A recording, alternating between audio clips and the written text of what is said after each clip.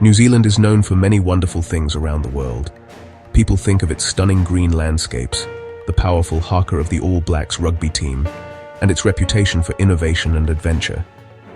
It is a nation that feels both ancient and modern at the same time, with a deep connection to its Maori heritage and a forward-thinking approach to the future.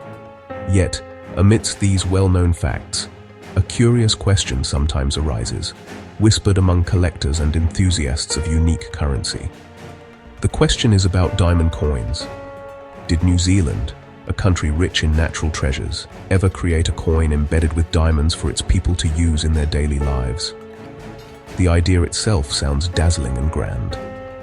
The mystery of a New Zealand diamond coin captures the imagination because it blends two worlds, the rugged natural beauty of Aotearoa and the luxurious sparkle of the world's most famous gemstone. It paints a picture of a currency as unique as the nation itself. However, the truth is often more complex and grounded than the legend. To unravel this mystery, we must travel back in time, long before the first European ships ever sighted these shores. We need to understand what held value in this land and how the very concept of money evolved. The story is not one of glittering diamonds used for trade, but of a practical and proud nation that chose a different path for its currency. Exploring this topic takes us on a journey through New Zealand's rich history. We start with the first people, the Maori, who had a sophisticated system of trade without ever needing a single coin. Then we move to the arrival of Europeans, who brought with them coins from distant empires, changing the way goods were exchanged forever. We will see how New Zealand, as a British colony and later as an independent nation, made careful choices about its money. These choices were based on practicality, durability, and the need to create a currency that everyone could trust. The absence of diamonds in this story is just as important as the metals that were actually chosen. Ultimately, we will find that the idea of a circulating diamond coin in New Zealand is a fascinating fiction. While the country does produce special collector coins that sometimes feature decorative diamonds, these are not the money people use to buy milk and bread. The distinction is crucial. The story reveals a nation that values stability and reliability in its currency above all else. New Zealand's monetary history is a tale of thoughtful decisions that reflect the country's character, grounded, trustworthy, and beautifully straightforward.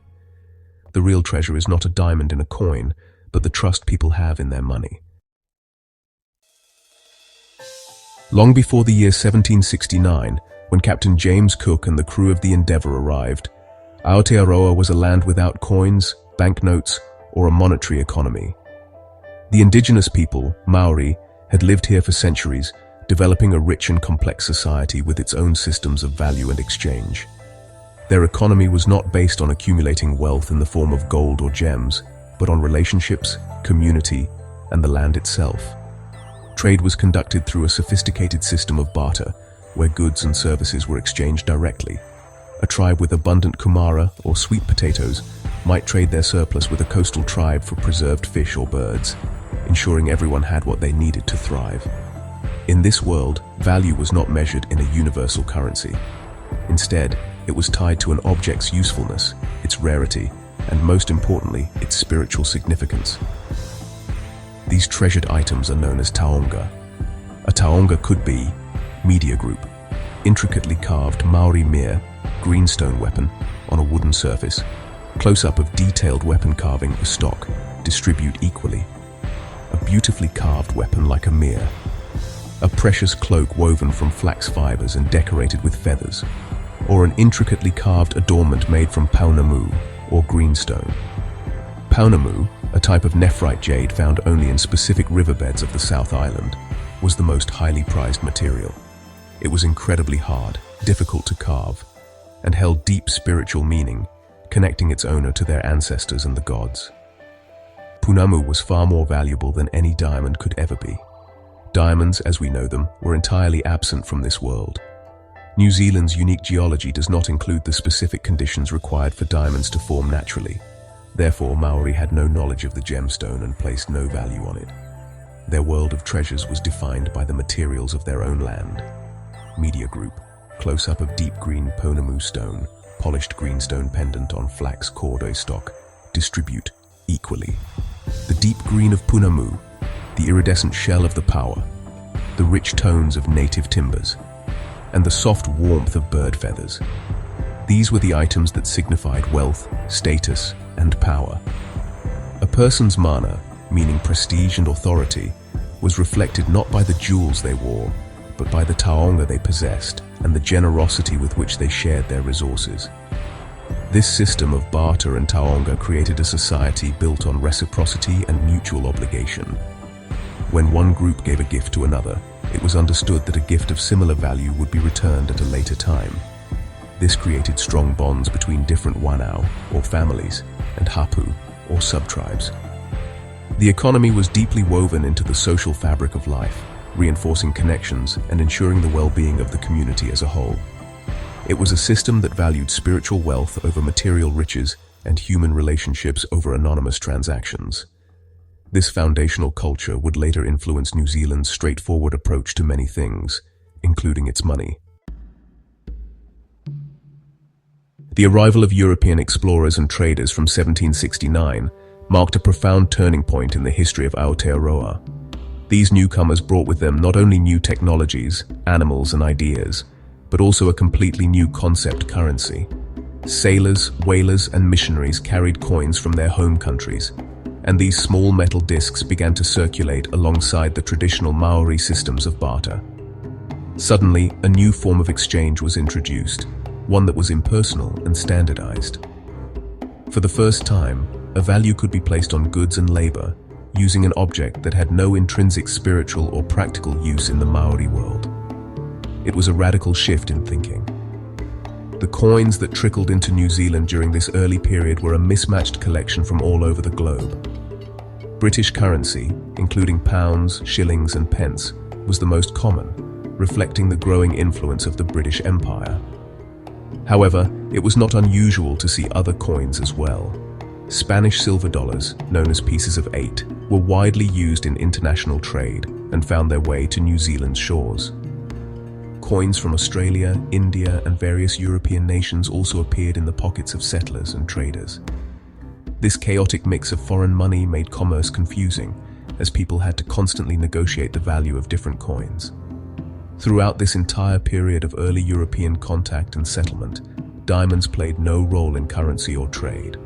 The focus was entirely on metal coins. This was for purely practical reasons. The sailors and settlers arriving were not wealthy aristocrats carrying chests of jewels. They were working-class people, traders, and farmers who used everyday money.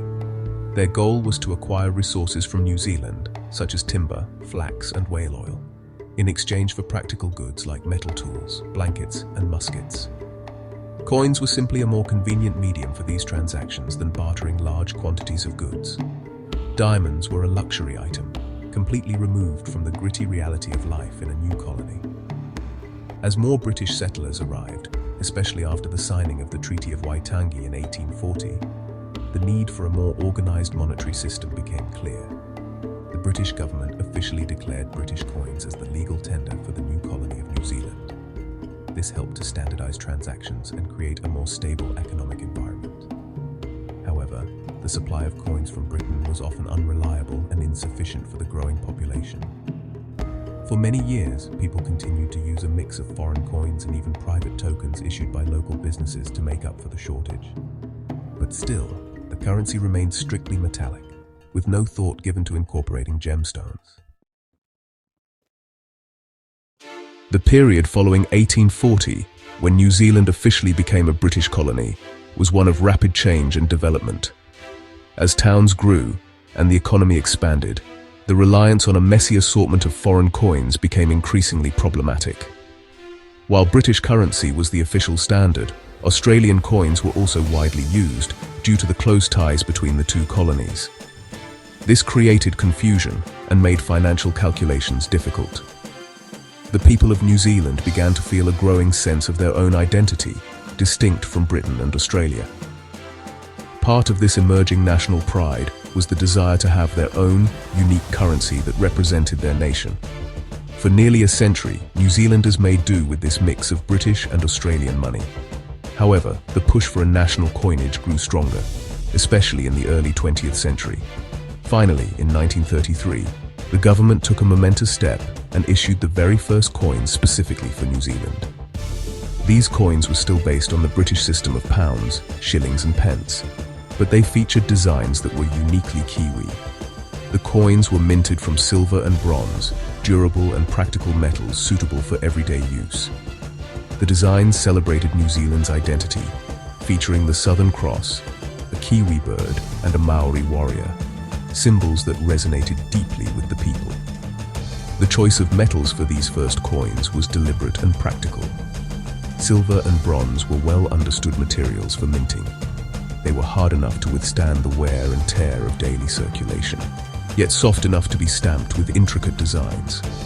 There was never any consideration of using diamonds or any other gemstones in these coins. The primary purpose of the new currency was to be functional, reliable, and accessible to everyone. Embedding diamonds would have made the coins astronomically expensive to produce, impossible to standardize in value, and far too fragile for everyday handling. It was a solution that made no economic or practical sense for a nation building its financial foundations. This practical approach continued when New Zealand made another significant change to its currency. In 1967, the country moved away from the complicated British system and adopted a decimal system, introducing the dollars and cents we use today. This change, known as decimalization, was a major step towards modernizing the economy and simplifying daily transactions.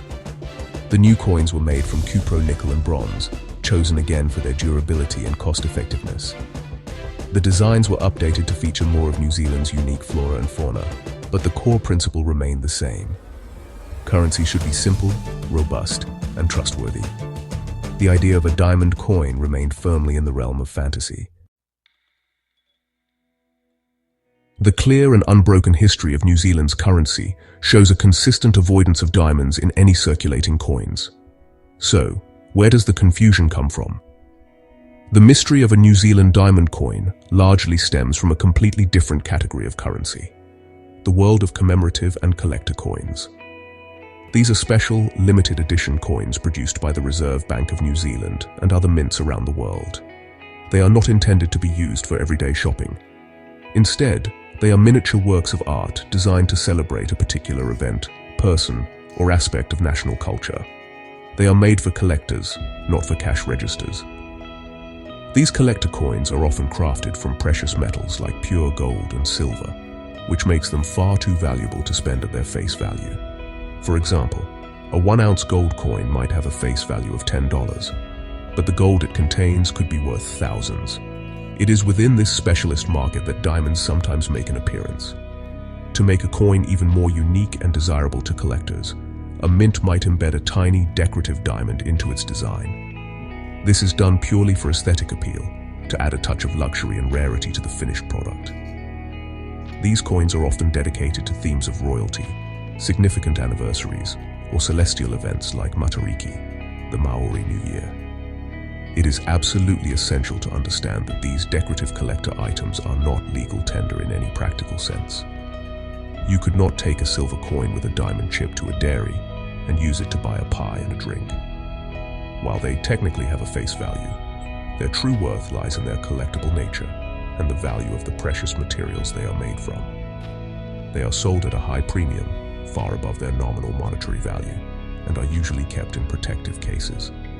They are treasures to be owned and admired, much like a piece of jewelry or a small sculpture, rather than money to be spent. This is the source of the diamond coin myth. Someone might see one of these beautiful limited edition commemorative pieces online or in a catalogue and mistakenly believe that New Zealand puts diamonds in its money. The reality is that the coins in a New Zealander's wallet are made of plated steel and nickel brass. The Reserve Bank of New Zealand is very clear about the distinction between the money used for daily commerce and these special issues created for the numismatic or coin collecting market. The existence of a few fancy collector pieces does not change the fact that New Zealand has never and will never issue a diamond coin for general circulation.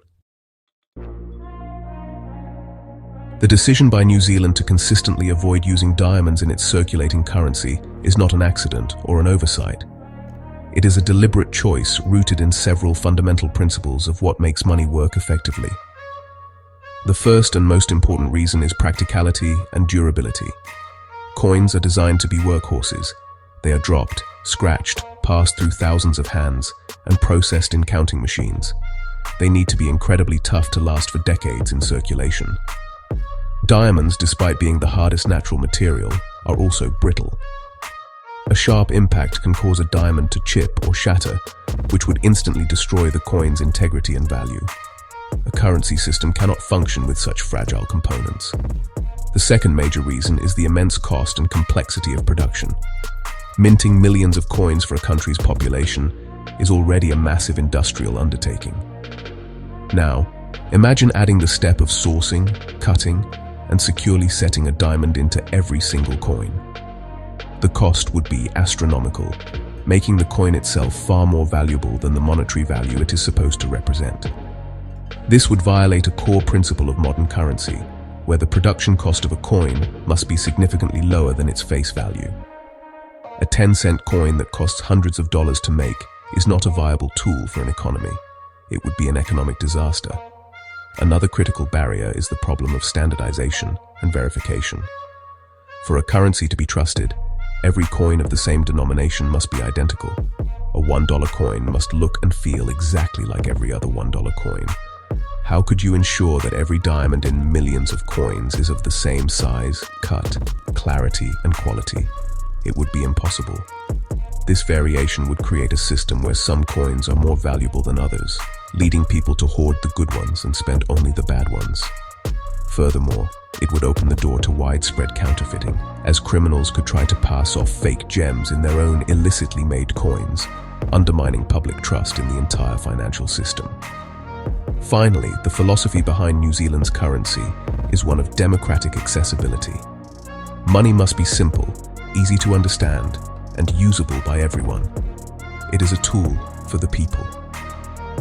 Turning coins into luxury items adorned with gemstones goes against this fundamental principle. It would create a sense of inequality and preciousness that is unhelpful for a utility item. New Zealand's approach reflects its national character: pragmatic, egalitarian, and unpretentious. The nation's money is designed to serve the economy efficiently and reliably, not to be a display of extravagant wealth. Functionality, trust, and simplicity are the guiding values, and diamond coins fail on all three counts. When we look at the global picture, New Zealand's choice is not unusual at all. In fact, no country in the world has ever successfully issued a circulating coin embedded with diamonds for its general population. While some nations like Canada and Australia are famous for producing spectacular and high-value commemorative coins featuring diamonds, these are always targeted at the high-end collector market. They are numismatic showpieces, not money for the masses. The fundamental reasons, cost, durability, standardization, and security, are universal.